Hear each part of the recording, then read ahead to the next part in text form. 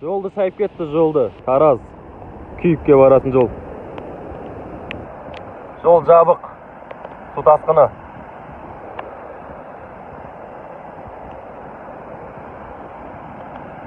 Масқара. Күйік асуда бүгін бұршақ аралас қатты жауын салдарынан жол бойлап жаңбыр суы 23 сәуір 2024 жылы сағат 14:35 шамасында Жуалы ауданы аумағында Күйік асуы мен Теріс Ашылбақ су қоймасы аралығында жолдан көпірге симай су қоймасына қарай су асып ағып өтті. Аталған жолға ешқандай зардап келген жоқ, және бұл жолдың бойында елді мекен жайлар орналаспаған.